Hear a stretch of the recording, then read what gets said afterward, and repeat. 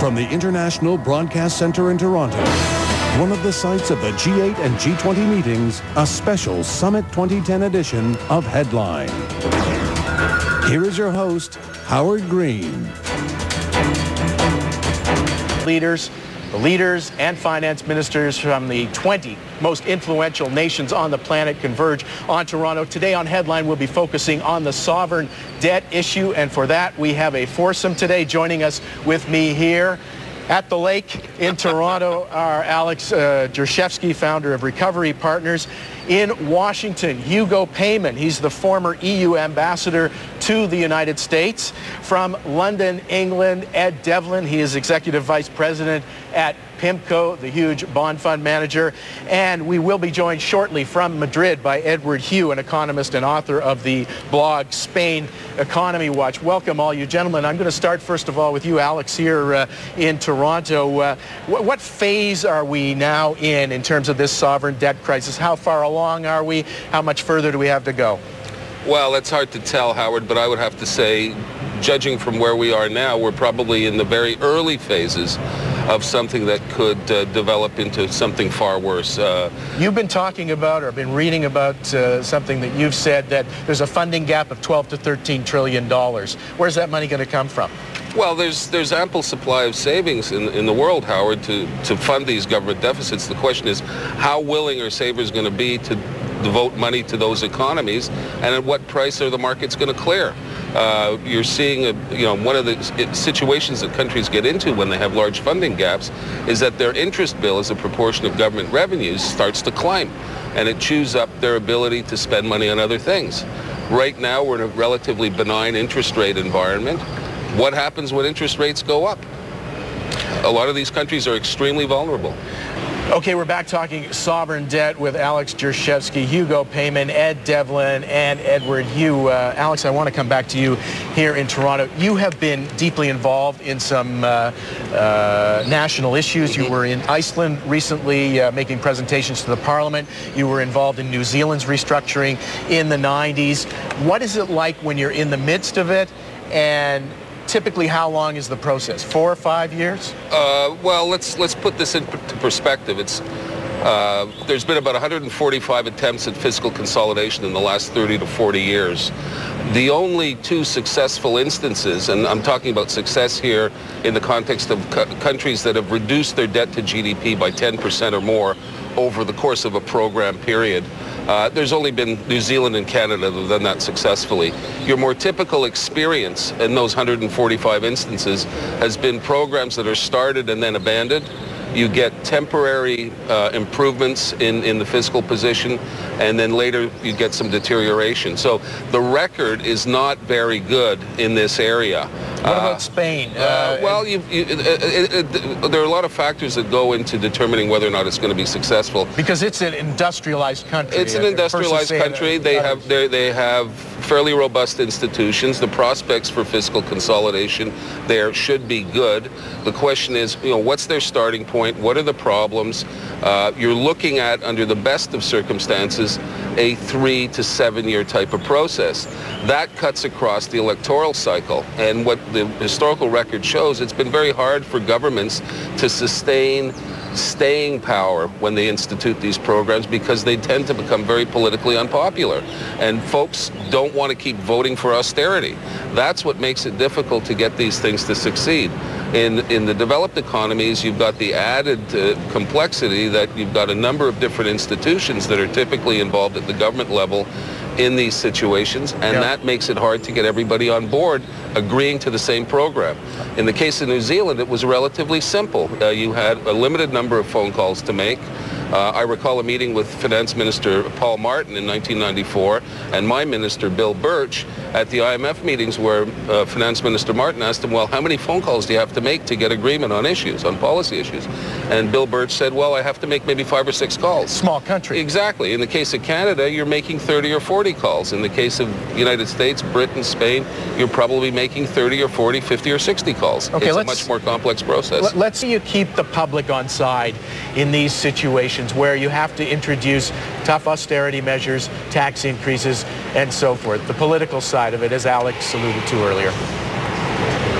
Well, that's the big problem, because the Brits are very happy. They are in the beginning of a new government. They can do it now, and the next elections, let's hope, a lot will be over and a lot will be forgotten. Other countries are not in the same situation. It will be painful. There's no doubt about this. There will be new taxes. It will be, to a large extent, depending on the statesmanship, on the political leadership. We had this good example from the Brits now in Europe. We have a good example from the Germans, have done also a quite stringent program. I think the other countries will say, well, if they do it, it's probably that it's necessary. So there could well be a kind of, let's hope, virtuous circle which would incite people as we're at least accepting what they think is inevitable, because it is inevitable. We have been living above our means for quite a while. Now we have to give back. Okay, we're back with our special G20 coverage, talking about sovereign debt today with Alex Jershevsky, Ed Devlin, Hugo Payman, and Edward Hugh. Ed, let's go back to you in London. A lot of people are worried about the UK and the US as well, as you know, being the next biggies out there in terms of sovereign debt issues. How worried are you? How quickly could either of those two situations unravel? I think for both the U.S. and the U.K., it's pretty far down the road. The U.S. is the reserve currency, and the U.K., because it has its own currency, can definitely, do what we talked about earlier, bring the central bank's balance sheet to play. So I don't think either of those countries really has much of a concern. What about, Ed, the situation in California, which seems pretty serious, a potential too big to fail scenario there? If the United States government has to bail out California, what impact could it have on U.S. national sovereign debt? Again, it would not be good for a good event, but the U.S. has a tremendous borrowing capacity as the reserve currency to the world. But at some point, do people say, I'm worried about that one too? Does that keep you up at night at all? Well, everything keeps me up at night, Howard. But what do you think about the UK and the US? Well, I actually have to disagree a little bit with that. I think that this situation could unravel a lot faster than most people think. In the UK or the US? In both places, because at the end of the day, your marginal buyer of debt in both countries is an offshore investor. And the question really is whether or not these folks can reliably roll over. If, as Ed says, the central bank continues to inflate, well, you're going to get a reaction there. The question is not, whether you can sort of sail through this. Sure, you can sail through it, but under what conditions? And I think the conditions that we're facing in the world today risk, another big round of turbulence. I mean, if your marginal buyers are offshore, you've got to convince those guys to continue to hold your bonds and buy more. You're going to have to start jacking up rates in both economies in order to attract those buyers into the market. It's not so long ago where we saw in Europe failed auctions. When I was running the sovereign debt portfolios for New Zealand in '94, we had a fairly severe bear market. New Zealand was the only country that sailed through that period in the OECD that didn't have trouble in the auctions process. So we've seen this before. The question is, how much trouble are we going to have to go through in order to get through this period? That's the real question. And I think there could be quite significant turbulence here. Edward, to you in Madrid, how worried are you about the UK and the US, and has systemic risk increased? Well, worried about the US, I'm not sure, but I think there's a point that people aren't addressing too often here, and that is that the US dollar has been pushed right up in the air as a result of the Greek crisis. And it wasn't so long ago we were talking about a US economy that was suffering from a twin deficit problem, a fiscal deficit and a current account deficit.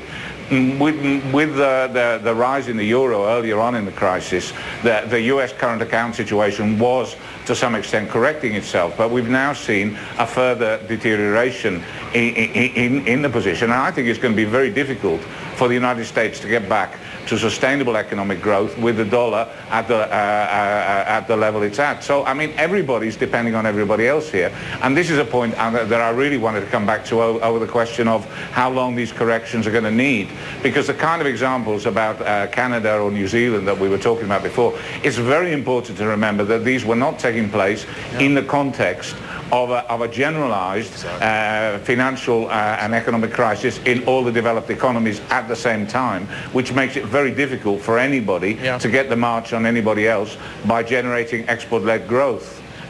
Hugo, to you for the last minute, your thoughts on this same question. Well, I think that on paper, UK was probably the most difficult problem. Now that they have taken a decision they have taken yesterday, I hope they will implement it, and it will, I think, go into the right direction. Then the second major problem, I think, is the United States, but it's on a somewhat longer term scale, because we all the time hear about austerity programs in the UK, in Europe, and all over. We don't hear that in the United States. And the debt problem in the United States is a very big one, as we know. Now, on the European continent, it's not going to be easy, that's clear. But if they do what they decided a week ago, I think it's manageable. It's a technical problem, and it's also a political problem. Okay, gentlemen, we have to leave it there. Pleasure having the four of you with me today. Many thanks. That's Alex Jershevsky, Hugo Payman, Ed Devlin, and Edward Hugh. We are covering the G20 and G8 summits here on BNN all week. Please stay with us. You're watching Headline on BNN.